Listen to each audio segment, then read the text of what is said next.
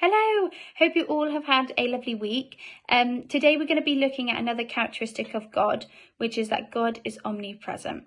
Before we look closely into this characteristic, I would like to share something with you that I used to do when I was your age. I used to find it very difficult to turn down events. I would try and go to 3 different events in the same evening as I disliked letting people down. I then soon realised that I couldn't be in all 3 places at the same time.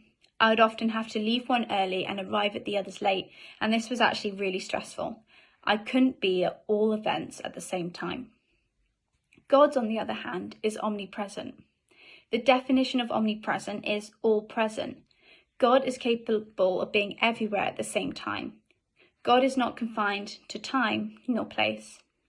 His divine presence encompasses the whole universe. There is no location where he does not inhabit.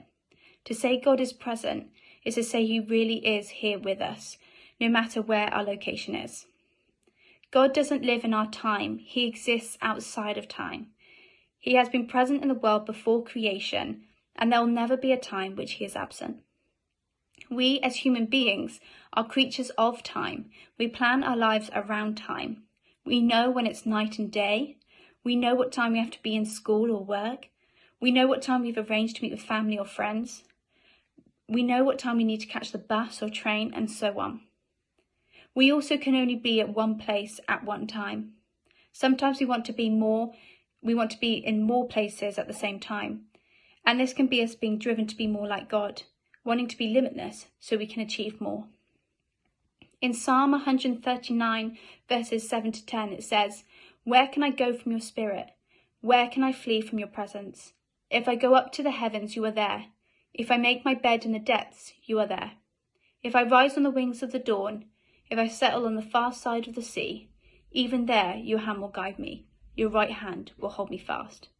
God is saying no matter where you are, his hand will hold you and guide you. He's fully present in heaven, creation, and hell.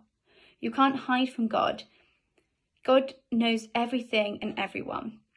Whether you are facing trials and temptations or struggling with a particular sin, God knows this too. He's there with you no matter what. There are a couple of things we can take away from this. Number 1, we as Christians are never alone. In Matthew 28, verses 18 to 20, it says, "Then Jesus came to them and said, 'All authority in heaven and on earth has been given to me. Therefore go and make disciples of all nations, baptizing them in the name of the Father and of the Son and of the Holy Spirit, and teaching them to obey everything I have commanded you. And surely I am with you, always to the very end of the age.'" God never leaves us. He will always be with us. There is no time nor place where he can't be. We should be so thankful that there is nowhere God can't be, and that he'll always be with us and we're never alone. Firstly, let that comfort us today, whether we are feeling the weight of essays or exams, or the stresses of daily lives, especially over the last year during the pandemic. You are never alone. God is with us. Secondly, we need to remember that he sees all our sin, and yet he still loves us and forgives us through Jesus. How amazing is that? What a gracious God we have. And secondly, as Christians, we don't have to fear anything. When Moses is handing over leadership to God's people to Joshua, he tells them this in Deuteronomy 31, verse 6. "Be strong and courageous. Do not be afraid or terrified because of them, for the Lord your God goes with you. He will never leave you nor forsake you." God encourages us to be courageous. We mustn't be afraid, for he's always with us. So we don't need to be afraid of the future and what it holds for us. We don't need to be afraid to tell others who God is and what he did for us. And we don't need to be afraid of how people react to us when we tell them. God is omnipresent. He's everywhere, and that means he's always with us. He sees us through the tough times that we go through.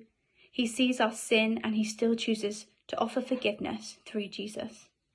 And because he's with us, we don't have any reason to fear him.